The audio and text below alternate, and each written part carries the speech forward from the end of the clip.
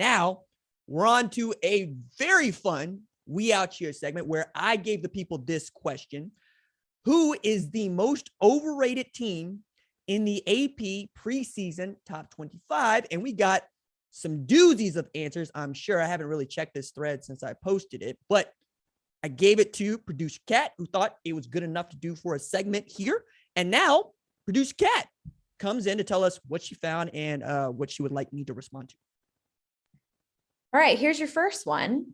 This is from Hank. Cincinnati. What do they have? One top 25 win against a team that finished in the top 25 this decade? Maybe 2 top wins ever in program history?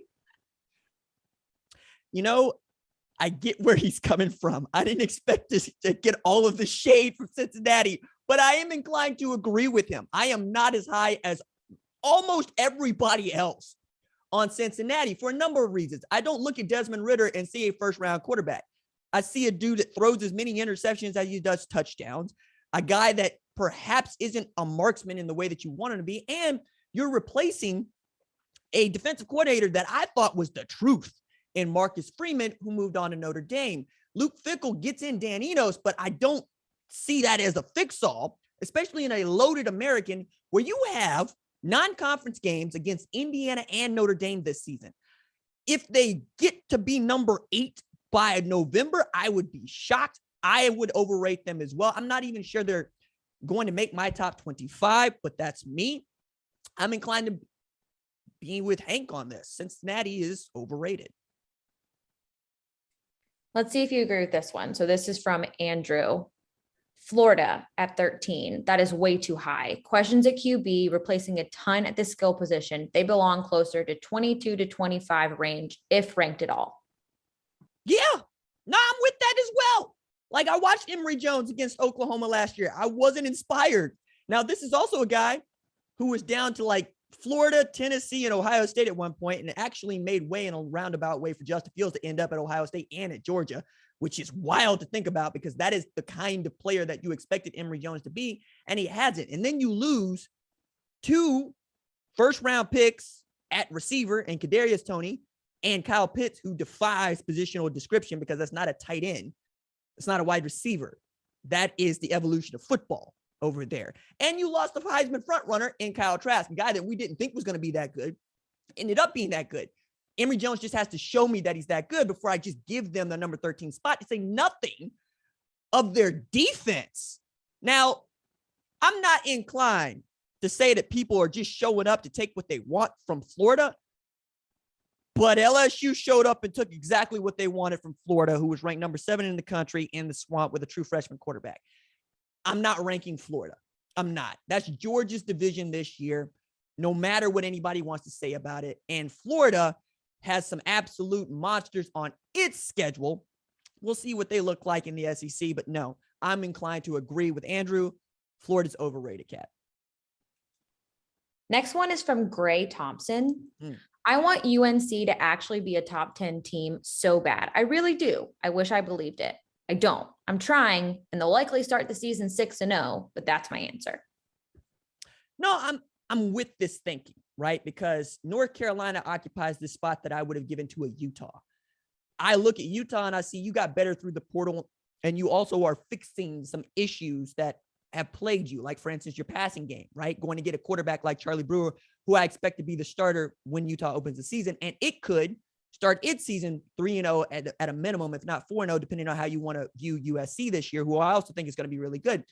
But both SC and Utah got better in the portal and in their recruiting classes in a way that North Carolina did not. I love Mac Brown. I truly do. I like watching Sam Howell. I also know that Michael Carter and Javonte Williams are gone. De'Ami Brown and Daz Newsome are gone. You are asking a lot of that receiving core in particular, even as you added Ty Chandler from Tennessee, who was good, but many people think that Eric Gray was the better of the 2 backs, and he's at Oklahoma, just to show you how loaded Tennessee once was at one time, and why I think they will get there again relatively soon, right? The way that people are thinking about Ole Miss now is the way I expect people to think about Tennessee in the coming years. That one's for you, Kat. But I'm with Gray. I wish I believed they were a top 10 team because that'd be a lot of fun. And I would love to see somebody challenge Clemson in a meaningful way outside of perhaps Florida State, Miami. But I'm also not inclined to think that North Carolina is better than Florida State and Miami. They're just going to have to show me. And I think we're giving them the benefit of the doubt based on how they played last season. So I'm agreeing with everybody for the first time today, Kat. I think you're also going to agree with this one. But before I read, can we go ahead and change the graphic here? Before I read this to you, I want you to look at our friend Karen's picture. Just look at it. Don't comment on it, but just look at her profile picture before I read this. I haven't even looked at this thing, and I know the answer is Texas. Death, taxes, yada, yada. I can't see it. What is it? What does this say? She's doing a horns down. Oh, I didn't see that. Just wanted to point that out. Okay. But all right. her pick is Texas. I'm inclined to agree with Karen, who is now unfortunately named, but I'm inclined to agree with the Karen for the first time in the history of the #1 ranked show. And a lot of this has to do with, I don't know what Steve Sarkisian's Texas looks like.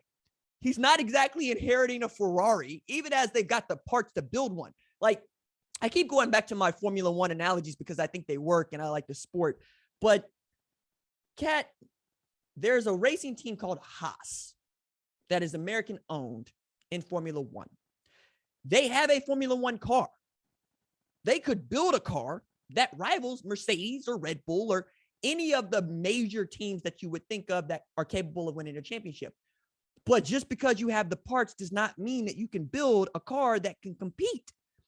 That's how I see Texas until you show me that you have built a car that can compete.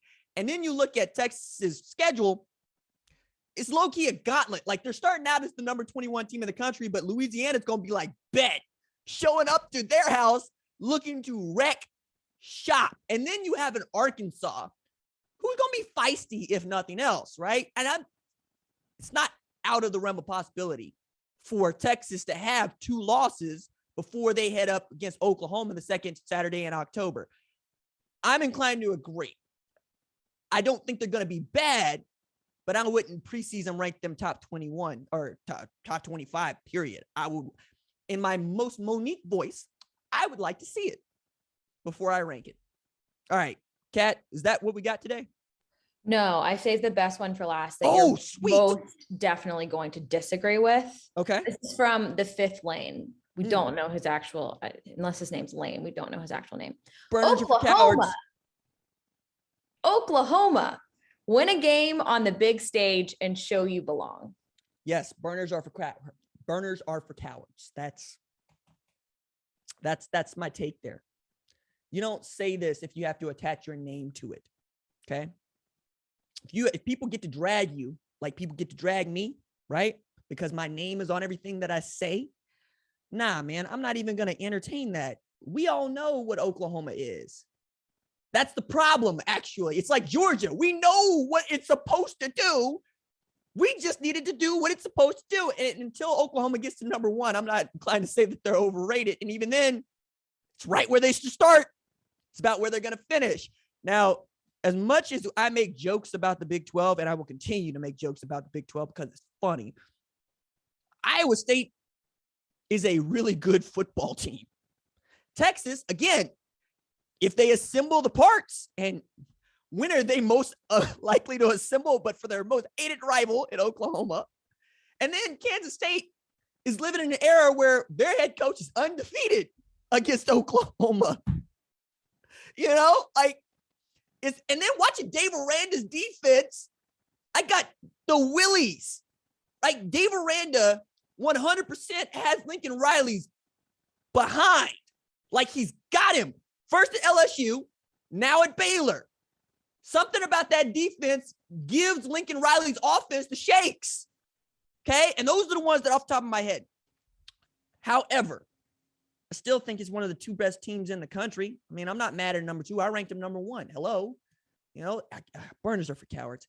Anyway, my thanks to producer Kat for helping put together this segment. It's one of my favorites to do each and every week. I really do look forward to it, and I really look forward to the Twitter interaction with you.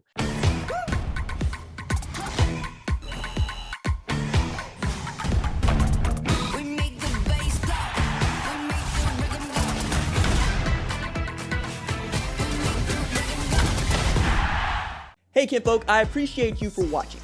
Subscribe here and ring the bell so you don't miss the latest upload to the channel. Also, be sure to watch more videos here, like FS1 Studio shows and the best from Fox Sports and Fox Sports Digital.